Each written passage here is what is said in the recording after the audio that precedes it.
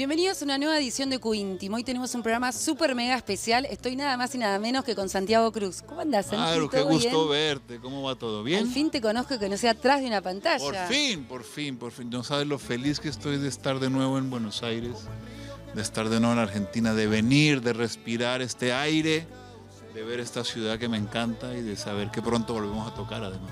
Ah, ya vamos a hablar de todo eso, por supuesto. Perdón, pero me emociono. Los 15 de caminos, pero vamos a hablar primero de otras cosas.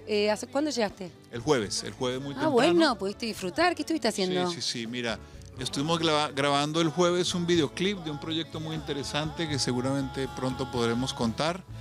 El viernes y sábado trabajando un poco. Ok. Ayer estuvo más de relax el asunto. ¿Te tocó toda la lluvia? Sí, pero no me enteré. ¿Por qué? O sea, sé que la está pasando mal porque un montón estuviste de gente y grabando tal, en un lugar pero mira, cuando exterior estábamos interno. grabando no había pasado nada, pero claro, yo vine de Colombia la noche de miércoles a jueves, dormí, 2 horas en el avión, salí de ahí para el rodaje de una vez, total que cuando llegué al hotel a las 5 de la tarde, caí frito y cuando me desperté al día siguiente me enteré de la lluvia, de la tormenta, no había señal de televisión en el hotel ni siquiera porque todo era una locura. Y ya me enteré de todas las inundaciones y tal. Viernes y sábado el clima no fue el mejor tampoco, pero ayer domingo ya me pude dar una vuelta tranquila, almorcé con un amigo músico. ¿Con quién? Con Cardelino. Nos dimos un vueltón ahí por Palermo, estuvimos almorzando juntos, comprando discos, estaba viendo por ahí la onda. Cena con otros amigos y hoy de nuevo a trabajar y ya mañana me regreso. Quiero enterado. Bueno, Santi, antes de hablar de la trastienda, por supuesto, y del 3 de octubre, yo quiero que vayamos bien para atrás para conocerte en vivo e indirecto y saber de vos, ¿no? Sí. Arrancamos gracias a tu mamá y una guitarra que te regaló a raíz de una lesión que te pasó en la rodilla. Sí. Llévame a ese lugar, a ese momento, por favor. Mira, yo tenía 13 años. A ver, mi mamá siempre cantó toda la vida y sigue cantando y era el personaje que sacaba la guitarra en todas las reuniones. Había un montón de gente a su alrededor, la familia, los amigos, tal. Mucha bohemia, mucho Serrat, mucho bolero, mucho Roberto Carlos, ¿no? Toda esa onda, ¿verdad? Entonces para mí esto era un asunto muy, digamos, natural, el tema de la guitarra, pero no me animaba a tocar todavía. Jugaba vóley. Te voy a interrumpir. Para todos los que no vieron a Santiago Cruz en vivo e indirecto como yo, mido 1,95 m. Ahí entendí por qué jugabas al vóley y no sé por qué no jugabas al básquet con esta altura también. Nunca me gustó. ¿Ah, no? Jugar no, nunca me gustó jugar básquet. Lo mío fue el vóley y en un momento tuve una lesión de rodilla, un tema de crecimiento justamente y tal. Entonces tuve que tener quietud durante, 2 meses. Entonces imagínate tener un niño de 13 años quietecito, ¿no? Imposible, y un varón. O sea, sin correr, sin hacer deporte, nada. A los 13 años, sin televisión por cable, sin internet, sin teléfonos celulares, no existía nada de eso. Y entonces mi mamá me preguntó, ¿no quieres aprender a tocar guitarra? Por favor. Yo le dije, bueno, la verdad, sí, pues si no tengo mucho que hacer.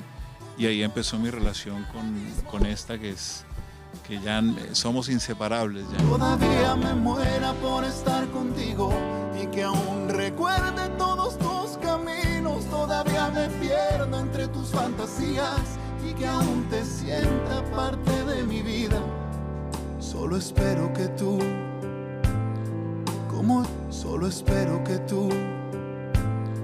como yo, sigamos enamorados.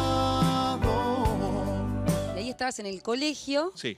Terminaste, te recibiste y estudiaste.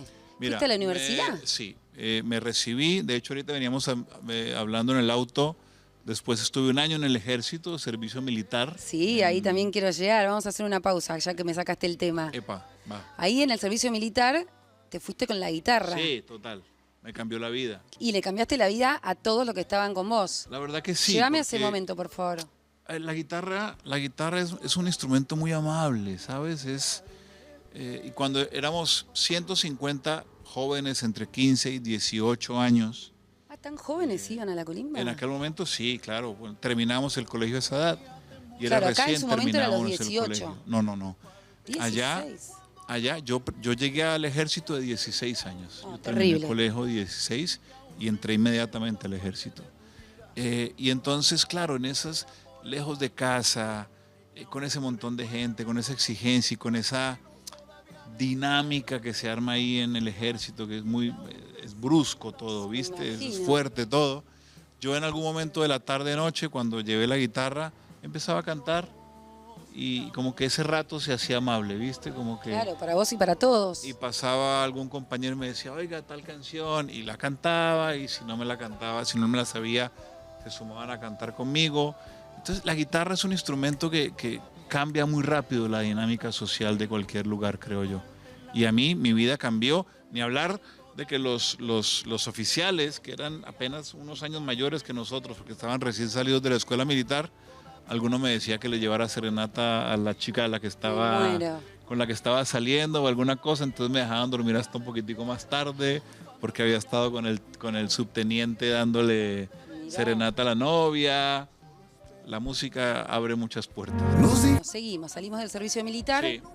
Y todavía no decidiste encarar la música, sino que te pusiste a estudiar, No, ¿o pero sí? es que fíjate que era muy distinto. A ver, ¿No yo se lo te había comparo cruzado con por la ahora. cabeza todavía No, sí. toda tu sí, carrera? Sí, se me había cruzado, pero, o sea, yo en el último año de colegio dije, quiero estudiar música. Ok.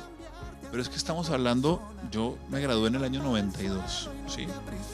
No había salido Pies Descalzos de Shakira, no había salido, es decir, Claro, exacto. era otra Se industria. entiende perfecto. Era un ambiente musical completamente distinto. No había salido clásicos de la provincia de Carlos. ¿Cómo era? A ver, la música era muy de orquestas, muy de cosas tropicales, muy de folclore regional.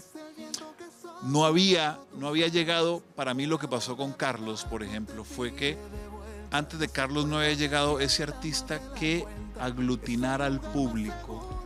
¿Viste? Sí. Era como muy seccionado todo. Cuando llegó Carlos, aglutinó al público, ¿no? Perfecto. Hay un artista colombiano Claro. que es de todos. Así la música que hiciera fuera más caribeña, pero como Carlos era una estrella de televisión, lo queríamos todos, ¿no? Exacto. No venía de una región en particular. Era un tipo que queríamos todos. Entonces o que queremos todos, pues. Entonces cuando sale Carlos, aglutina al público. Y a partir de ahí, de esa colombianidad, se empieza a abrazar de otra manera a los artistas, ¿no? Perfecto. Ya es un artista colombiano, no es un artista de tal región o de tal otra.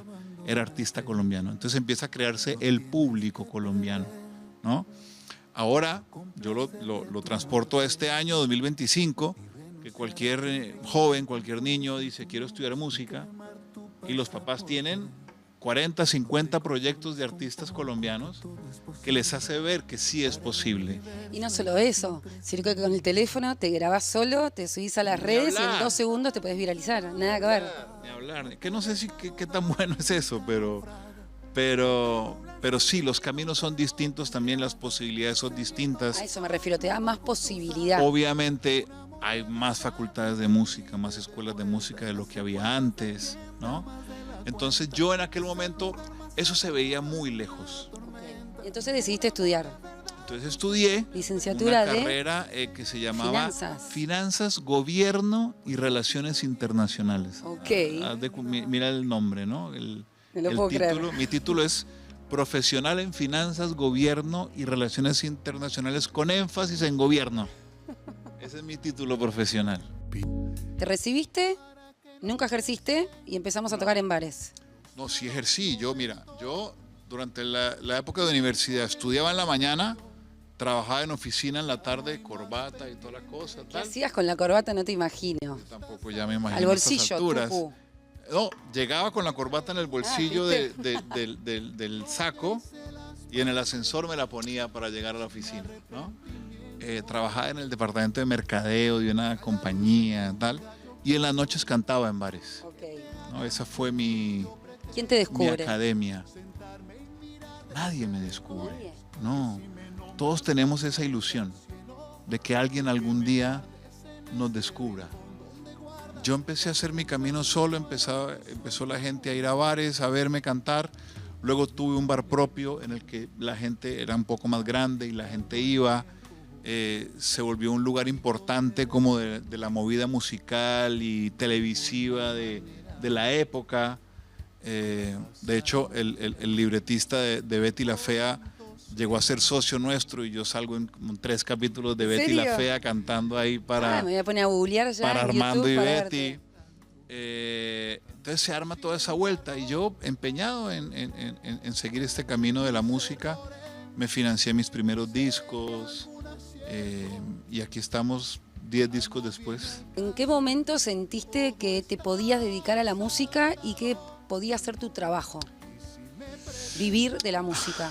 Sí, a ver, lo que pasa es que se puede vivir de muchas maneras de la música, ¿no? Sí. Yo tenía mi bar donde hacía música. Al final, digamos que ahí no vives de la música, vives de la rentabilidad de... Me refiero así ya de- como artista. Como artista, fue con mi tercer disco, que es el que estamos celebrando, Cruce de Caminos, 15 de Caminos, la celebración. Claro, y Con hay ese un antes y disco, un después, total. con 6 AM. Hay una canción de ese disco que se llama Baja la Guardia, que fue la primera que sonó de ese disco. Sí. Y yo recuerdo un concierto en Barranquilla, en un teatro pequeño. Me acuerdo que tuvimos muchos problemas en conseguir el piano, o sea, de esas cosas que le pasan a uno cuando está como empezando la vuelta. Pero cuando vi la reacción de la gente con la canción y lo que pasaba con el coro de esa canción y todo, yo dije, ya, esto agarró, Qué bien. esto agarró, qué bien, ¿viste? qué Sí, bien. sí, sí, y agarró y ahí se fue. Nosotros nos vamos a una pausa muy cortita, pero quédate en Quiero porque hay mucho más. Santiago Cruz. Seguimos en Coíntimo con un invitado de lujo, un placer total y absoluto, con una historia de vida espectacular. Vamos a seguir charlando un rato más con Santiago Cruz. Bueno, Santi, llévame al Dime. momento de las adicciones, Ya. porque me parece que está buenísimo que del otro lado, gente que quizás Sí. pasa o pasó por lo mismo, Sí. le sirva como aprendizaje y Mira, pueda a mí- salir adelante. A mí me encanta hablar del tema justamente por eso, porque me ha ¿En qué pasado... momento y cómo te metes ahí? A ver, en Colombia tenemos una cultura muy permisiva con el alcohol. Ok. Creo que mucho más que en cualquier... Eso no es decir con las drogas, no, también. Vamos a empezar por el alcohol, Ok. ¿no? Que fue como, digamos, mi puerta de entrada, ¿cierto? Uno empieza a tomar, como decimos, a beber allá muy chiquito, muy jovencito. ¿Viste? Yo empecé a beber muy jovencito ¿A qué edad? y es 12 años. Ah, recontra joven. Sí. Y se iba de las manos, pero el tema con el alcohol es que como está tan aceptado socialmente, al final, no, ese es un borrachito y ya está. Claro, ¿no? exacto. No se le presta tanta atención lastimosamente, ¿no? Creo que ahorita hay un poco más de conciencia, pero en aquel momento no. Y además también no sé, como que se pone en paralelo tu hombría con tu capacidad de consumir alcohol, ¿viste? Sí. En un grupo de gente, pues ahí caía yo, lastimosamente. Cuando empiezo a moverme en el mundo de los bares, recuerdo que a mí me pagaban una cifra mínima en dinero y me pagaban media botella de licor nacional, era parte del pago. Claro, no ayudaban tampoco. Y como yo en el escenario me ponía muy, no sé, simpático y conversador cuando estaba borracho, me aumentaban el sueldo y me pagaban una botella de licor, porque era simpaticísimo en el escenario borracho, ¿no? Eso Pero se cuando va... decís borracho, ¿es borracho? Borracho. ¿Sí? Borracho. Sí. ¿Te sí, dabas sí, cuenta sí, que sí. tenía Sí. cierta cantidad de alcohol encima? Sí, por supuesto. Ok. Por supuesto que era notorio. Y luego, lastimosamente, le doy el sí a probar droga. Por suerte tarde en mi vida, ¿Qué digamos, drogas? cocaína, Ah, sí, de una. de Claro, una. va de la mano. Y repito, por suerte tarde, pero la pruebo y me voy. O sea, ¡fua! Me fui. Perdón. ¿Vos dijiste Sin- que sin punto medio. te salvaron tus hijos? ¿Ahí ya eras papá? No. No. El cuento es muy lindo porque fueron 5 años de consumo Fuerte. grande, sí, 4 o 5 años de consumo fuerte, consumido en la noche, digamos, ¿no? Yo tenía mi boliche y era un boliche Claro, los fuerte, factores no grande, ayudaban. no No ayudaban. para nada, ¿no? Y entonces pruebo la droga y tal, y me voy ahí, pero empiezan a pasar un montón de cosas que primero yo siempre supe que no estaba bien. O sea, no era una cosa que me enorgullecía. ¿sí? Ok. Siempre había una vocecita, por suerte, que me estaba diciendo, Santi no. Salí de ahí, salí de ahí. Segundo, que me empecé a cansar de pedir perdón al día siguiente. Claro. Porque ya no era un día, era todos los días Siempre. diciendo, ay, Maru, perdón, anoche te llamé y te dije esto, o hice esto, discúlpame, ¿no? Y así con 5, 10 personas por día. Tercero, paso un episodio con mi hermana muy complicado de un momento de choque, de una agresión de mi parte hacia ella, lamentable, que es como el último paso, ¿sí? Pero en todo ese proceso, yo siempre quise tener una familia, siempre quise tener hijos. Y entonces me acompañaba el dolor de que mis hijos fueran a tener ese papá. Okay. ¿Viste? Yo no quería que mis hijos me vieran enguayabado, con resaca, con cruda el domingo o el lunes o el martes. Entonces para mí eso era un tema, ¿no? Yo no quería ser un issue más de lo medianamente normal, porque digo, bueno, de qué van a vivir los terapeutas del futuro también, pero no quería ser un issue más de lo normal para mis hijos, en particular para mi hija. Y por suerte, años después, tengo a Violeta y tengo a Salvador, y mi esposa tiene un par de hijos más mayores de su primer matrimonio. Vivimos los 6 en nuestra casa, somos una familia muy feliz, con temas, obviamente. Como todos. Pero ese no es un tema. Exacto. Por ejemplo, ese no es un tema. Me encanta. ¿No? Santi, tenemos poco tiempo, me encanta, gracias por abrirte y compartir No, tantas por cosas lindas favor. con nosotros. Contame qué pasa el 3 de octubre en la trastienda en Buenos Aires. Estamos celebrando los 15 años de ese disco de Cruce de Caminos, ¿verdad? El disco que cambió mi vida, lo quise celebrar porque valía la pena para Claro mí que celebrar sí. ese disco. Entonces estamos haciendo una gira, creo que es la gira más grande que he hecho en mi vida, en mi ¿Dónde carrera. va a pasar? Empezamos ahora por México a final de mayo. Tenemos 8 conciertos en México, luego tenemos 12 conciertos en Estados Unidos. En septiembre empezamos en Colombia. En octubre hacemos Argentina y hacemos el Movistar Arena en Bogotá. Y en noviembre, si no estoy mal, creo que vamos por Europa. En febrero tenemos fechas también en Centroamérica y en Ecuador. Así que van a ser casi como 40 conciertos por ahí de la gira. Wow. Y entonces venimos el 3 de octubre a tocar a la trastienda, que fue el primer lugar donde vine a tocar con ese disco, con Cruce de Caminos. Ahí va, Entonces ahí vamos a cierra celebrar todo. ahí mismo, haciendo un círculo muy bonito de vida, llegando a la trastienda a tocar. Qué lindo momento. Gracias por compartir No, tantas a ti, cosas por Maru. nosotros. Te puedo pedir, por favor, no Claro, puedo no pedirte claro, si tenés esta guitarra, si nos despedimos con la canción que quieras.